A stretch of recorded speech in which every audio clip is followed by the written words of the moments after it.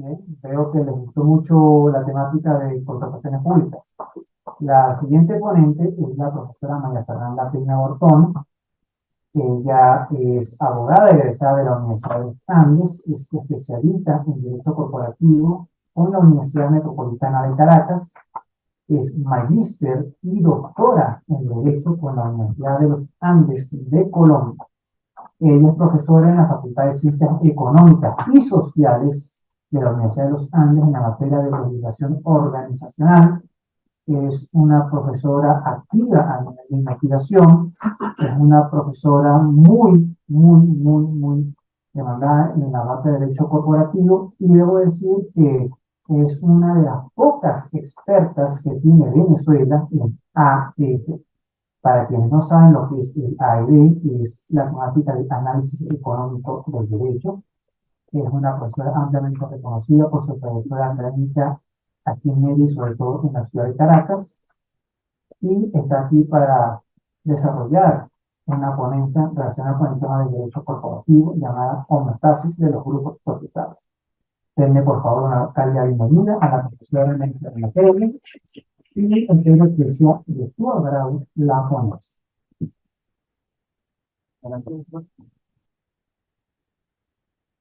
Bueno, muchas gracias. Muchísimas gracias al profesor Yandelis por la invitación al grupo de investigación. De repente, siendo una jornada de derecho público, quedo como fuera de lugar. Pero vamos a hablar de algo que realmente siempre me ha apasionado, que es los grupos empresariales. Y específicamente el día de hoy vamos a hablar un poco sobre los principios de gobierno corporativo.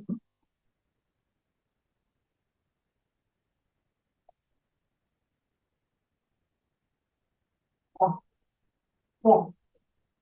Bueno, primero, como les decía, agradecer al grupo de investigación, al profesor Yandelis, porque con esta ponencia he tenido la oportunidad de reencontrarme con mi tesis doctoral, la cual terminé ya hace unos 5 o 6 años en la ciudad de Bogotá. Y este estudio es, o formó parte de los resultados de investigación de mi tesis doctoral. A manera de agenda, hoy vamos a hablar un poco sobre, voy a darles una pequeña introducción al tema de los grupos societarios y la homeostasis de los grupos societarios.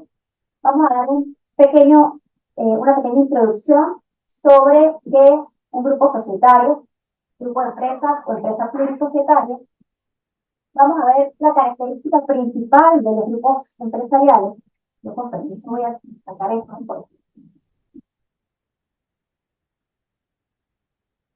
me siento como preso. Los profesores de aula nos solemos mover mucho por esta rama. Vamos a hablar entonces sobre una de las características principales de los grupos empresariales, que es el desplazamiento del poder decisorio dentro de un grupo de empresas, para entender luego cómo los principios del gobierno corporativo van a generar una especie de autorregulación, de homeostasis dentro o al interior de los grupos, justamente buscando la buena regulación de los grupos empresariales, para finalmente llegar a una breve conclusión de lo que les vengo a exponer el día de hoy. Bien, en el siglo XX, los siglos anteriores, 19, todos los que estamos aquí sentados, que creo que todos somos abogados, ¿verdad? El día de hoy, que me place mucho porque normalmente estoy entre administradores y economistas, caras conocidas, afortunadamente. Todos los que estamos aquí sentados vimos derecho mercantil. Y cuando vimos derecho mercantil, pues entendimos que el comerciante individual que se agrupaba con varios otras personas naturales podían formar el comerciante colectivo y hasta allí quedamos, ¿verdad? En esta compañía anónima, en esta sociedad de responsabilidad limitada, en esta sociedad de nombre colectivo, en esa comandita. Pero resulta que la evolución del siglo XX y el principio del siglo XXI nos ha traído muchos cambios, no solamente a nosotros como seres humanos, sino también en la forma de hacer comercio. Cada día más hablamos de una aldea global, cada día los límites de físicos de los países, de los estados-nación se van desdibujando y cada día es más común que podamos hacer comercio a la vuelta de un clic. Cliqueamos y tenemos en un mes mercancía de Nueva Zelanda, de Japón, de China, en cualquier lugar del mundo. Eso ha significado un cambio en el paradigma del derecho societario, sobre todo porque, como vamos a ver más adelante cuando veamos la justificación de los grupos empresariales, las empresas islas, las sociedades islas, es decir, ese concepto clásico del derecho mercantil que conocemos como compañía anónima por lo general, ya se hace insuficiente para satisfacer la demanda mundial y ha llevado a que esos empresarios se empiecen a agrupar, ya no individualmente, sino a través de grupos empresariales, de grandes grupos empresariales. La importancia de los grupos empresariales es tal que las investigaciones y los estudios de la CAF, del Banco Interamericano de Desarrollo, demuestran que para América Latina el 80 o 90% del comercio lo manejan grandes grupos empresariales. Entonces, siendo un fenómeno económico que es el que mueve la economía mundial, que es el que también puede influir en las políticas económicas de cada uno de los estados, es necesario que conozcamos a profundidad los grupos empresariales. Y a eso me dediqué yo los últimos 8 o 10 años de mi vida. Entonces vamos a hablar un poco del grupo societario, del grupo empresarial, o empresas plurisocietarias, como la denomina el doctor Antunes, el gran estudioso portugués. Les hablaba entonces en que el desdibujar las fronteras, el ampliar los servicios que se ofrecen, los bienes, lleva adelante la necesidad de que el comerciante individual y la sociedad mercantil, como empresa isla, queden relegados a un segundo plano, donde cada vez es más factible que grupos empresariales o que muchas empresas empiecen a tejer un tejido, valga la redundancia, una red de apoyo, de ayuda, de cooperación para lograr el fin económico único, para lograr el lucro, para lograr, ya lo vamos a ver más adelante, disminuir costos, diversificar riesgos, aumentar ganancias, satisfacer mercados, innovar, entre otras cosas. Tenemos, para justificar la existencia del grupo empresarial, la doctrina ha dado dos grandes justificaciones. Una justificación desde el punto de vista económico, y ahí donde también dice que entra mi estudio en análisis económico del derecho, que no me considero tan estudiosa, apenas estoy dando unos pininos, pero que es una metodología interesante para empezar a entender las instituciones jurídicas a través de las instituciones económicas, porque al fin y al cabo, economía y derecho estudian la sociedad. Entonces, no podemos estar separados. Entonces, la primera justificación que se le dan los grandes estudiosos al grupo empresarial, grupo de sociedades o empresa plurisocietaria, es apoyándose en la teoría gaussiana de la firma, haciendo una analogía entre la teoría de Gauss, del origen de la firma, del origen de lo que entendemos los latinos o los de tradición latina como empresa, ¿para qué sirve? Gauss nos decía que el comerciante logra o finalmente se agrupa en firmas, en compañías, porque se demuestra que hacer todas las conexiones entre todos los comerciantes con los cuales necesita asociarse para sacar un producto, para brindar un servicio, para entrar en el mundo del comercio, o sea, cuando empieza a hacer esas relaciones persona a persona se le hace muy oneroso. Entonces, por eso, o la justificación económica final de la firma o de la empresa es que al unirnos como una nueva persona jurídica, autónoma e independiente, unimos también fuerzas y logramos optimizar la actividad comercial. ¿Sí? Haciendo una analogía, porque vamos a ver un poquito más adelante que el grupo societario no tiene personalidad jurídica per se. Los grandes estudiosos han dicho, bueno, ya la sociedad isla es insuficiente, pero la sociedad isla, para seguir actuando dentro del mundo del comercio, sigue necesitando tejer redes. Y estas redes son más onerosas, más costosas, si estamos hablando de entes totalmente separados, que no están organizados. Entonces, Coase y los estudiosos de Coase nos dicen, cuando hay una transparencia en información, cuando bajamos los costos de transacción, cuando logramos diversificar el riesgo, cuando logramos aumentar la cantidad de territorio o de posibles compradores que podemos abarcar, en ese momento avanzamos, en ese momento fortalecemos, en ese momento podemos seguir creciendo. Entonces, esta unión con las distintas sociedades isla no puede estar a la deriva. Tiene que tener un orden, un marco, una guía. ¿Sí? Entonces, esta justificación económica, la necesidad de aumentar el producto, aumentar la ganancia, además tiene una justificación jurídica. ¿Y cuál es la justificación jurídica? Pues justamente nos vamos nuevamente a la teoría clásica de derecho societario y decimos cuál es la justificación última de la sociedad mercantil. El ánimo de lucro, el objeto social, ¿sí? El fin social, societario. ¿Sí? ¿Qué queremos lograr con la compañía anónima?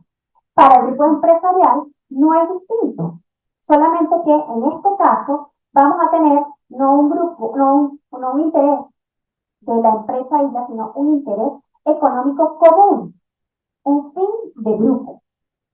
¿Qué queremos lograr con el grupo? ¿Dónde nos queremos posicionar? ¿A través de qué? Y para lograr llegar a ese fin de grupo, entonces necesitamos directrices, orientaciones, reglas o normas claras. Y necesitamos, así como en la sociedad unipersonal, en la sociedad isla o en la sociedad anónima, necesitamos un grupo de personas o una persona que oriente la actividad de la empresa, el director, el administrador, ¿sí? Como lo conocemos nosotros clásicamente, necesitamos en el fin de grupo a una persona, un ente o un grupo de personas que dirijan la acción del grupo, que dirijan hacia dónde vamos a ir para la constitución de ese fin. ¿Sí? Vamos bien, ¿verdad? Entonces, ese fin de grupo, vamos a irlo entendiendo además, como la limitación para esta libertad de asociación. ¿Ok? ¿Por qué? Si en la empresa isla, el objeto social de la compañía, el fin de la sociedad, es lo que establece los límites a los administradores en su actuación.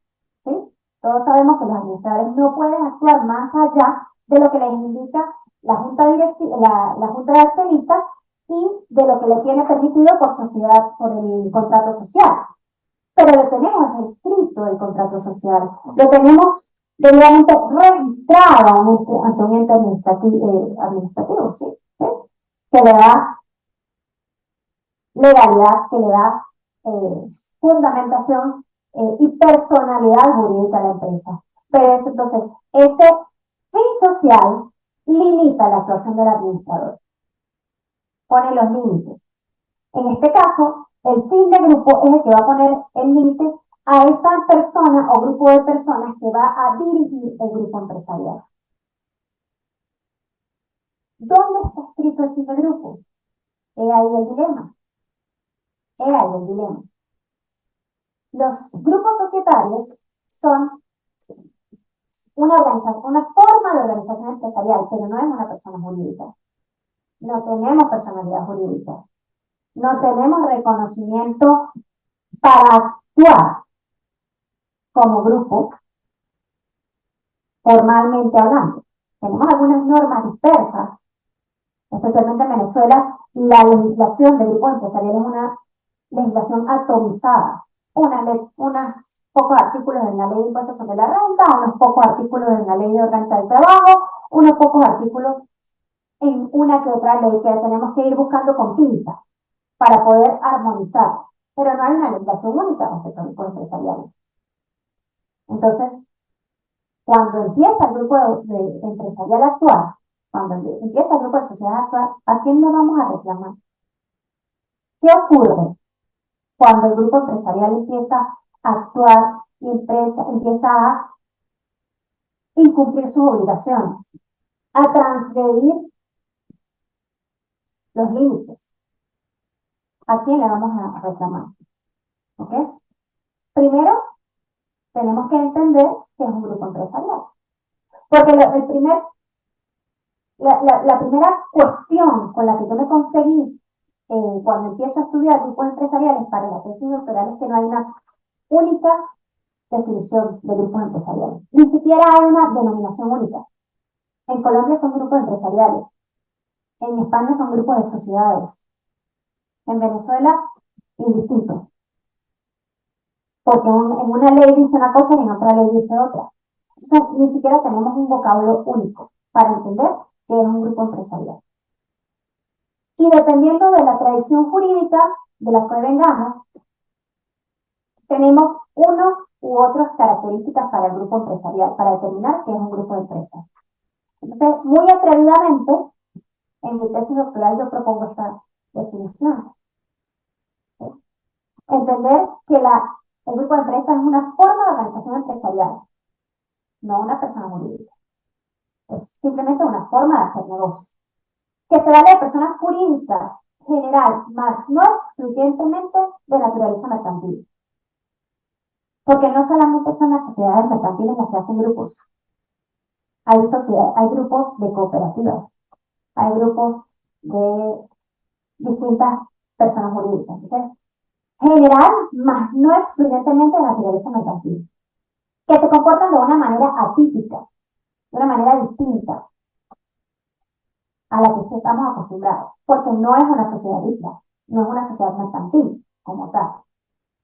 ¿Por qué es atípica esa manera en la que se comporta? Porque sus miembros ceden el poder de dirección otorgado por la ley o por los estatutos sociales a un ente externo o superior. Esa autonomía que tiene la compañía anónima y que se decide en asamblea de accionistas y que se ejecutan las acciones o las decisiones que se tomen en asamblea de accionistas a través del grupo de administradores, de la junta directiva o como lo quieran nombrar, queda rezagada y la pasamos a un segundo plano. ¿A quién? Al del grupo. A la persona o grupo de personas que van a establecer cuál es esa directriz para lograr el fin común, el fin del grupo.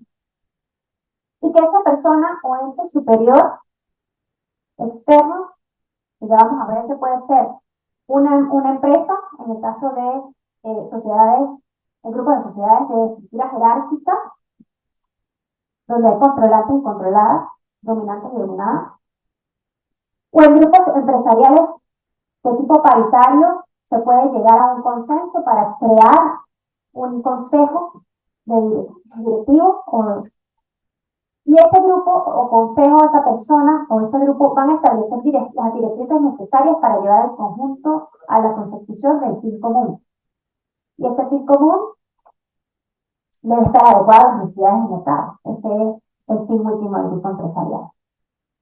Ahora, ¿Qué pasa? Que cuando hacemos ese desplazamiento de la voluntad decisoria que tienen los socios de una empresa isla a el grupo externo, las empresas controladas, que estamos hablando de un grupo jerárquico, como les decía, pueden ser todo o parte de su poder decisorio a las empresas controladas. Y puede darse muchos supuestos. Cuando traspasamos al otro la posibilidad de tomar una decisión, también estamos traspasando de alguna manera la responsabilidad. Y los abogados sí somos acuciosos en estudiar la responsabilidad. Ese fenómeno económico que parece maravilloso y parece que es lo que hace girar al mundo, desde el punto del derecho decimos, lleva un momento. ¿Quién va a responder? Porque no solamente estamos hablando de una responsabilidad del grupo hacia afuera, con el Estado, con los proveedores, con los acreedores, con los grupos de interés, ¿sí? Por obligaciones medioambientales, por ejemplo, con los trabajadores. Ese tipo de responsabilidad está más o menos fácilmente determinable.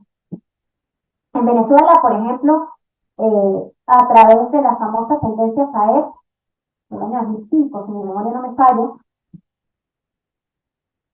se empezó a utilizar el levantamiento del velo corporativo del grupo, lo que los anglosajones conocen como piercing, corporate veil o triangular piercing, para establecer responsabilidad por obligaciones, en este caso laborales,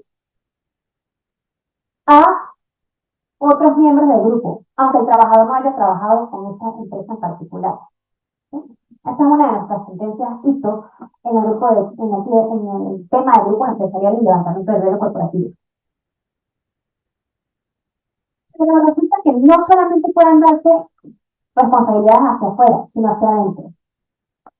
¿Qué ocurre cuando la empresa que toma las decisiones, a la empresa a la cual yo le cedo el poder decisorio, dicta una orden, una directriz, un planteamiento, en el cual una de las empresas que forman parte del grupo sale perjudicada?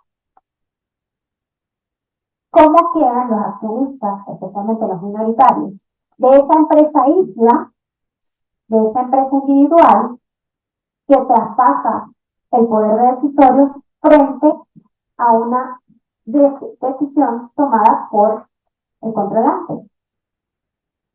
¿Cómo lo vamos a solucionar? ¿Quién va a responderle a esos accionistas? Y esa respuesta no ha sido fácil. Esa respuesta, entre otras cosas, vamos a ver más adelante, que puede encontrar solución justamente en los principios de gobierno corporativo. Pero no es la única forma. Hay una teoría muy interesante que otra vez utiliza teorías económicas, que es la teoría de las ventajas compensatorias.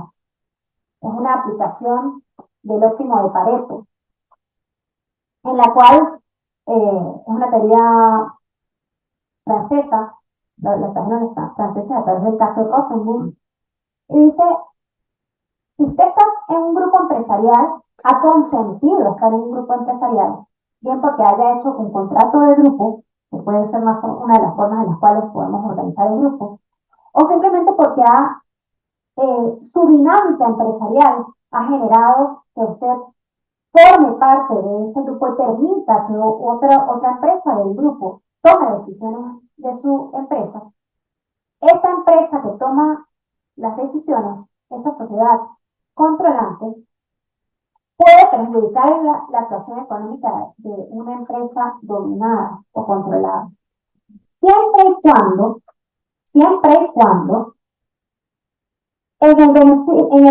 la obtención de ese beneficio por esa directriz general o grupal se genere un beneficio grupal también que permita compensar a la empresa lesionada de una forma oportuna, eficiente y eficaz.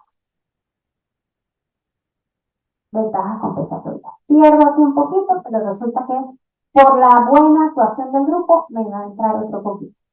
¿Sí? Entonces lo puedo compensar. ¿Perdón? Ponderar. Ponderar. Lo vamos a ponderar. Entonces, esa ha sido una de las formas en las cuales hemos resuelto el tema de responsabilidad intragrupal a través de teorías económicas. Óptimo de Pareto. Ahora bien, también a través de los principios de gobierno corporativo. ¿Y qué son los principios de gobierno corporativo? Son principios, la redundancia, ¿verdad? Son ideas generalmente éticas que llevan a que las empresas se comporten de una manera determinada. Que haya transparencia en las empresas, que haya responsabilidad medioambiental, que haya responsabilidad con el minoritario, que haya responsabilidad con el trabajador. ¿Sí? Que la empresa en la búsqueda de su bienestar económico no se lleve por delante a todo el mundo, sino que ya va. Vamos a ponderar el beneficio económico con el beneficio de los terceros relacionados. Y entonces es interesante esa aplicación de los principios de gobierno corporativo, que no solamente nos va a permitir dotar al grupo empresarial de una estructura clara, visible, transparente de actuación, de directriz, ¿verdad? Sino que además nos puede dar estabilidad, eficiencia, puede ser un elemento de claridad en la atribución de roles y responsabilidades. Cuando tenemos grupos de empresas que forman parte de una organización plurisocietaria, de unas empresas plurisocietarias, cada quien tiene que saber en dónde está parado, cada quien tiene que saber qué le corresponde. Entonces, esa asignación de roles se va a ver mucho más favorecida, mucho más transparente si tenemos directrices de gobierno corporativo claras. ¿Sí? ¿Quiénes nos están hablando de gobierno corporativo? Los grandes organismos transnacionales. El banco, la CAF, tiene unos lineamientos para un código latinoamericano de gobierno corporativo. Y la OCDE tiene específicamente unos principios de gobierno corporativo para sociedades, para grupos empresariales en Latinoamérica. Está bien interesante esta publicación de 2015 de la OCDE. ¿Qué nos dice? Nos dice, bueno, hay que definir cuál es el interés propio del grupo, cuáles son los intereses de cada una de las sociedades y cómo armonizarlos, cómo vamos a ordenarlos para que maximice el valor, para que pueda haber una buena sinergia y que, sin embargo, no se pierda el respeto a la autonomía de cada una de las empresas. Recuerden que son empresas, o los grupos empresariales están conformados por empresas jurídicas y autónomas. Esa autonomía va a depender del grupo, del tipo de centralización o no del grupo. ¿Sí?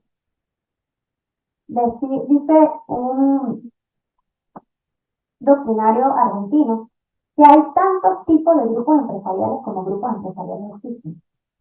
Porque cada grupo se adecua a sus necesidades. Eso le digo que yo aquí estoy como un poquito fuera, porque eso es derecho privado puro y duro. Y ustedes ahí están. No necesariamente. No necesariamente, profe. Después le voy a agregar más elementos para que te presentes. Ahorita conversamos. Gracias.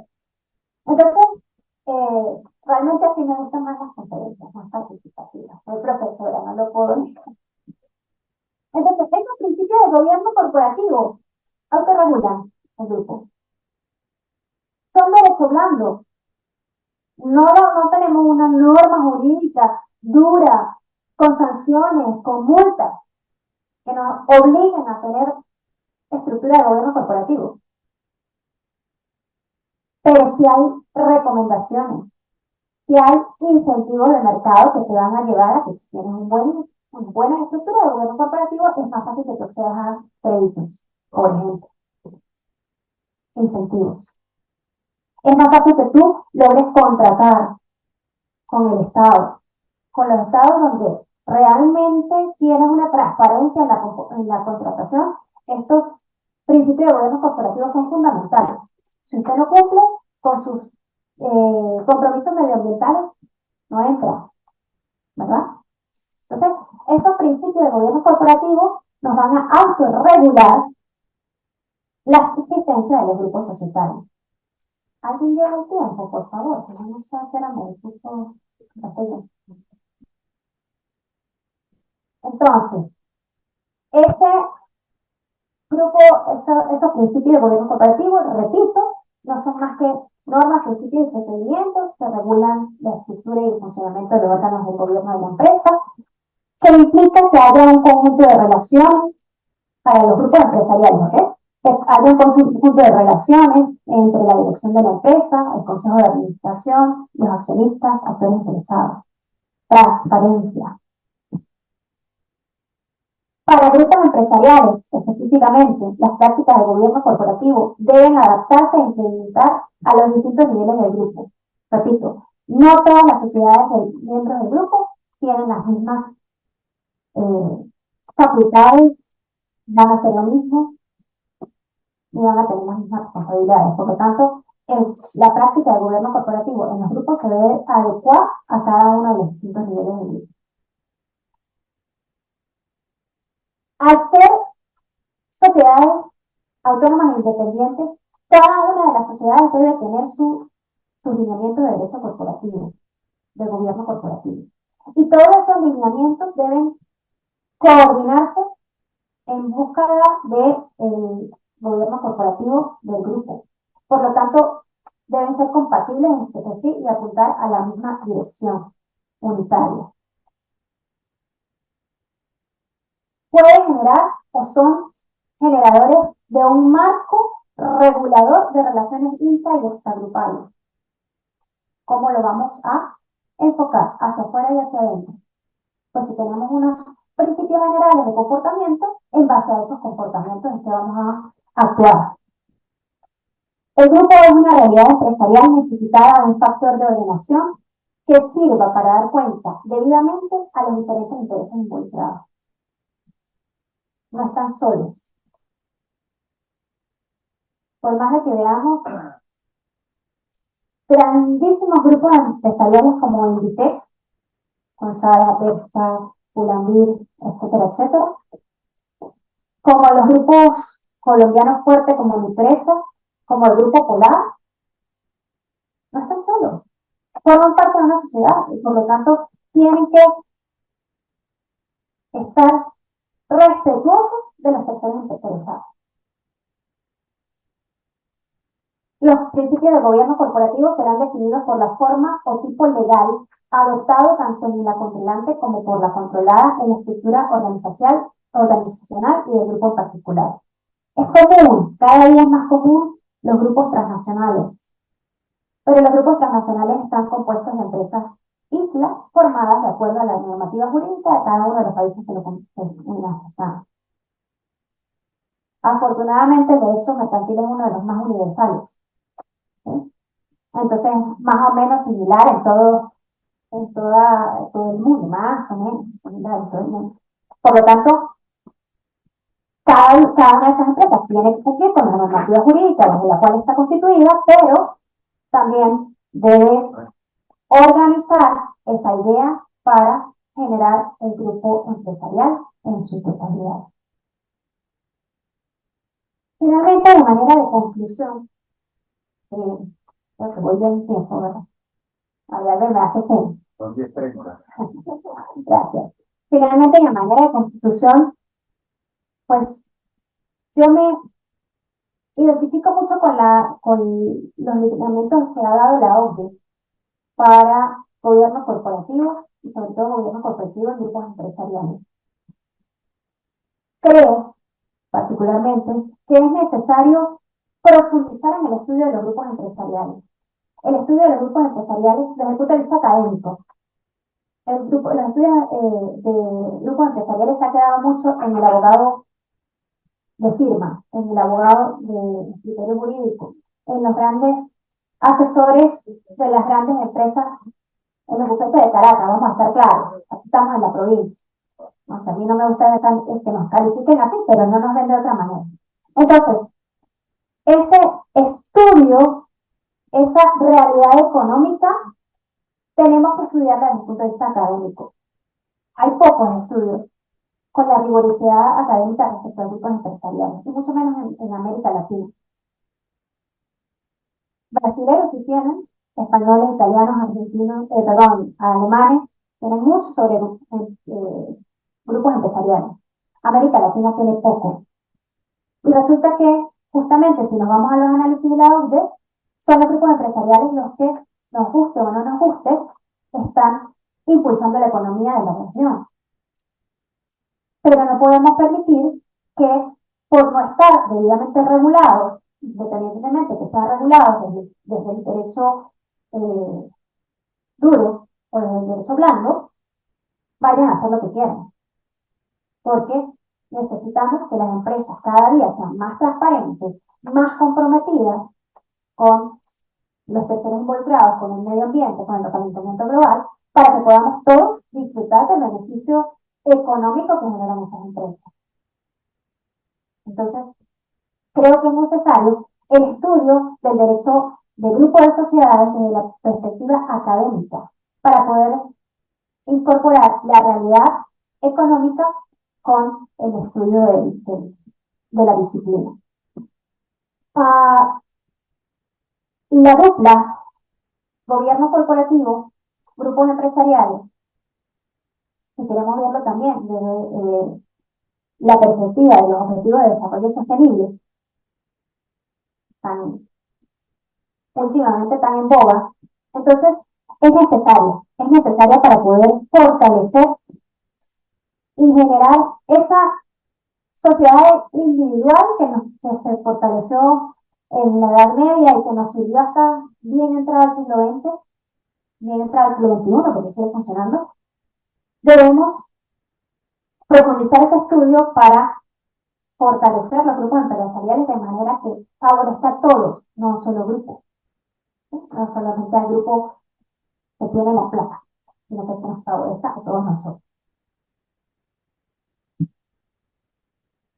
Me uno a las directrices de la OCDE respecto a qué deben tener o qué deben contener los lineamientos de gobierno corporativo para los grupos empresariales. En primer lugar, que puedan dar una estructura organizativa transparente que permita asignar las líneas claras de responsabilidad. Lo hablábamos anteriormente, ¿sí? Lo hablábamos anteriormente. Mientras más claro tienes el panorama, mejor puedes vigilar, contratar, ¿sí? Favorecer a trabajadores, a medio ambiente, etc.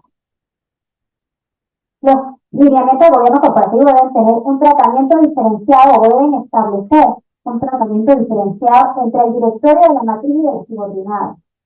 No porque seamos miembros, parte de un grupo, los mismos directores de la matriz nos van a imponer la actividad en la sociedad isla. Cada sociedad sigue teniendo su propia actividad económica y por lo tanto los directores deben ser autónomos. Además, eso nos va a permitir la responsabilidad de los administradores frente a los accionistas, especialmente los minoritarios, que necesitan la protección. El número y perfil de los directorios de todas las empresas del grupo debe ser conformado por personas con capacidades adecuadas a cada una de las empresas del grupo. Eso permite también transparencia. Si tú tienes una persona que no está capacitada para llevar adelante una empresa, probablemente esa empresa va a cometer errores, probablemente esa empresa va a tener responsabilidades y luego ¿quién va a responder? ¿Sí? La organización y funcionamiento de los directorios de las empresas del grupo deberán estar adecuadas en su realidad. Hemos venido conversando, cada empresa tiene una realidad específica, No es lo mismo que tengamos una empresa miembro de un grupo en Venezuela que en Colombia. Aunque somos países hermanitos y hermanitos siameses, que no logramos separarnos, somos distintos, totalmente distintos. Los directores de los grupos no podrían constituir comités específicos. Es decir, las juntas directivas de los grupos no pudiesen ser a su vez vigilantes de la actuación del grupo. La misma limitante de que el comisario no puede ser un administrador, más o menos. Debe existir una arquitectura sólida para el control de la actividad grupal. Esto va a permitir, nuevamente, establecer responsabilidad, proteger grupos de interés. Si esa arquitectura no está muy fuerte, no está muy estable y es fácilmente que se caiga, eso genera problemas a posteriori. Y debería tener, los principios de gobierno corporativo en grupos empresariales, debería tener una clara información para los terceros. Si usted no está haciendo nada malo con su grupo, ¿por qué va a mantener la información oculta? Sea transparente, sea transparente, para que no haya overreach, ¿sí? Que no haya esas empresas con vicios ocultos. Finalmente, como decía, con esto quiero decir que los principios de la corporate governance o gobierno corporativo generan homeostasis, autorregulación de los grupos empresariales, al tener normas claras de gobernanza que eviten conflictos de intereses, que protejan a la minoría, que sean transparentes, donde los consejos de directores rindan cuentas y tomen en consideración otros grupos de interés. La implementación de este tipo de normativa blanda no perjudica la flexibilidad propia de la organización plurinsocietaria. Al contrario, refuerza la autonomía de las partes sin dejar de lado las premisas iniciales de responsabilidad que deben existir y dando alineamientos claros sobre la actuación y obligación de cada uno de los miembros, tanto en las relaciones intragrupales como en las extragrupales. Con esto cumplo con el cometido del día de hoy. Ha sido un placer para mí estar el día de hoy aquí y les agradezco su atención. Gracias.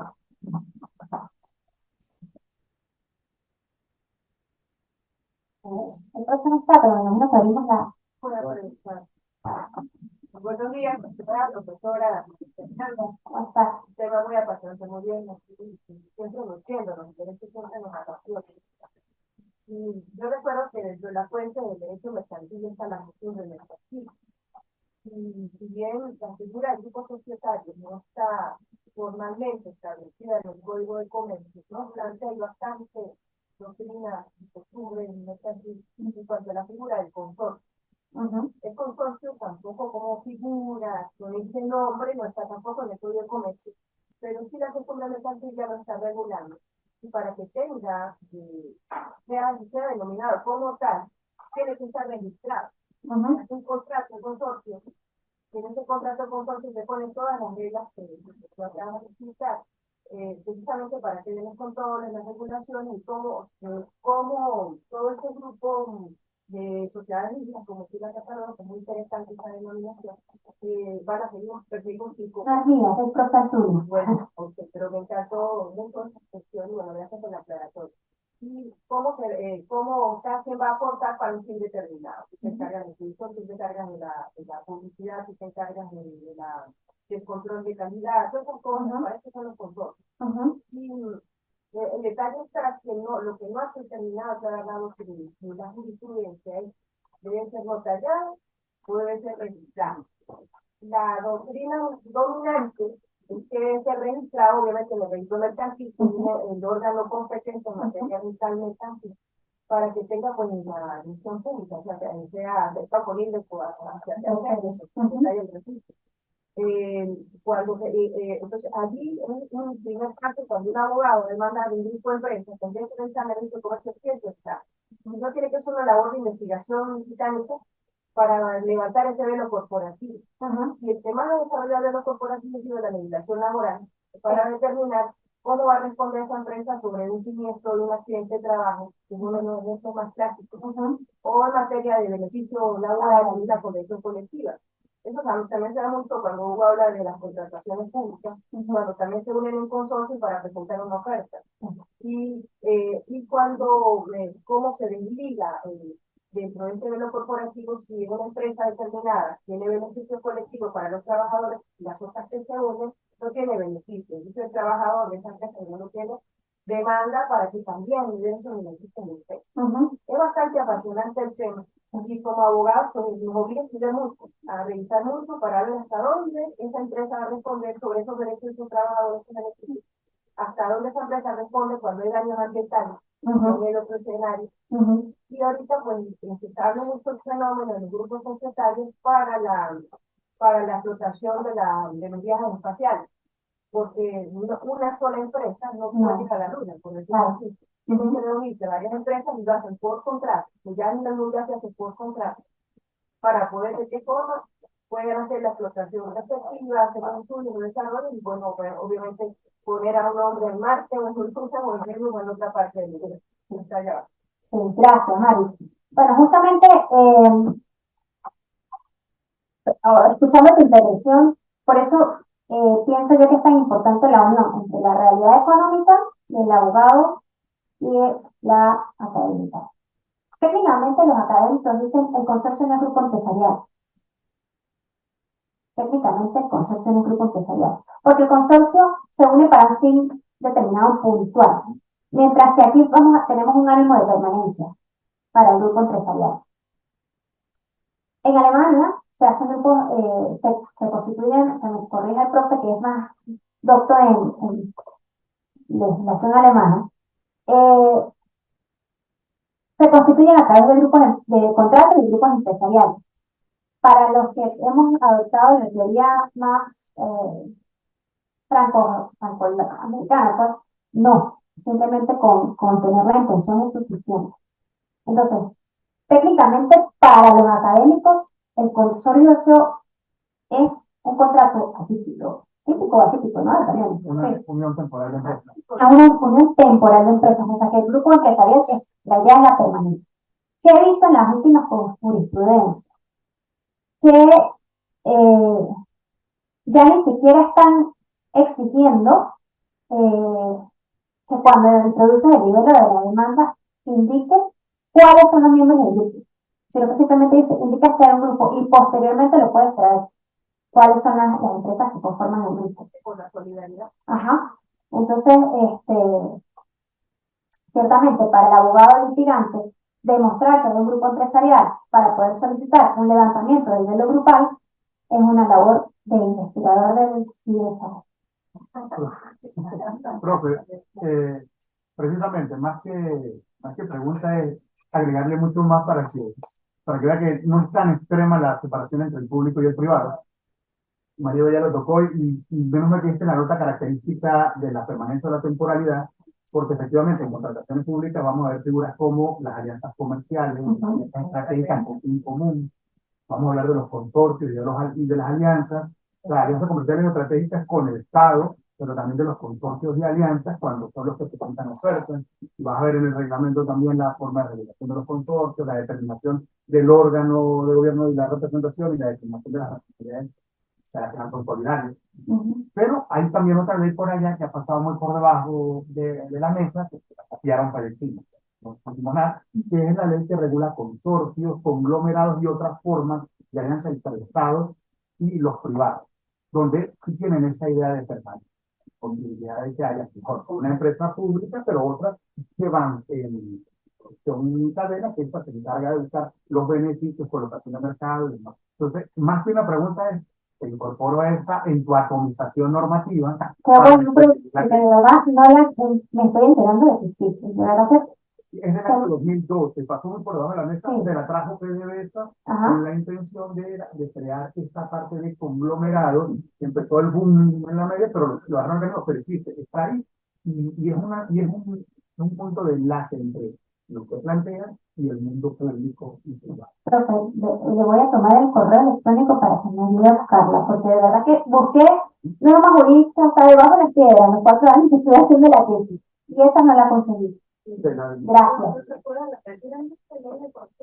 Es del año 2012, creo que es ley, no, no es ley que regula las nuevas formas de alianza entre el Estado y los privados, que regula consorcios, conglomerados y demás, y buscadas. La debo tener por ahí y te la voy a entregar. Maravilloso, profe, gracias, gracias. Bueno, aquí pues, perfectamente. Sí, Yo. gracias. Bueno, yo vuelvo a anotar algo parecido a lo que estaba hablando el profesor Hugo, y acerca de esa, yo acabo de mencionar ahorita, esa atomización de los reglamentos, que son los que de cierta manera hacen que la cuestión sea típica, ¿verdad? Porque ellos tienen que ceder el poder a la dirección de otros, ¿verdad? Ujú. Y entonces, pues, pues, es mi naturaleza, pues, mirarlo de esa manera. Yo como futuro abogado, pues yo trato de buscar la responsabilidad de las causales de que eso suceda. No sé si es porque porque si está reciente, esto es algo que usted mencionó que se necesita más el trabajo académico, ¿verdad?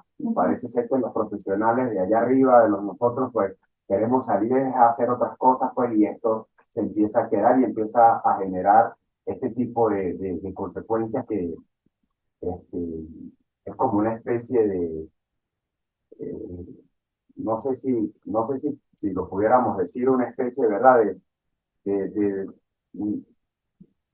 de falta de norte, de brújula real, y entonces nos toca, nos toca estar agarrando de aquí, agarra de aquí, agarra de aquí, agarra de aquí y tal, y se pueda tener una columna más vertebral de este asunto. Entonces, Como buscando una uniformidad sobre la normativa de los grupos empresariales. eso buscando en ese sentido, o no sé si es que ya como usted está hablando, el borrar las fronteras y las cuestiones estas, pues, sea propio de eso que está pasando. Es difícil, a nivel mundial no hay normativa única sobre grupos empresariales, ni siquiera en Alemania o en Francia, que tienen una legislación robusta respecto a grupos empresariales. Hay una ley de grupos empresariales, no existe.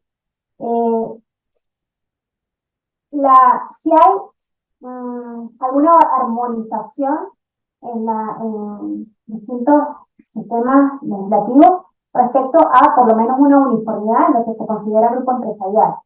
Entonces, ahí sí hay, en Alemania, por ejemplo, sí hay un concepto único de grupo empresarial y ese permea el resto de las normativas. Pero del estudio que pude hacer, no encontré una ley única de grupos empresariales. ¿Y aquí en Venezuela? Aquí en Venezuela, lo que les digo, está súper disperso. Bueno, el profe nos acaba de dar uno que no sabía ni siquiera que existía. Hay normas, gracias, profe. Hay normas en la Ley Orgánica del Trabajo, pero entonces tampoco en la Ley Orgánica del Trabajo lo establece como lo definí yo allí, ¿sí? Tampoco, sino que habla para la responsabilidad solidaria del conjunto de patronos, empleadores, algo así, las dos. En la ley en la parte tributaria nos habla también de empresas, pero tampoco nos da una definición. Entonces, es difícil hacer una legislación única. No lo he visto en la normativa que he revisado, ni en la alemana, ni en la brasilera, ni en la italiana. No lo vi, pero sí tienen por lo menos una inicial, una sola definición y un solo lenguaje.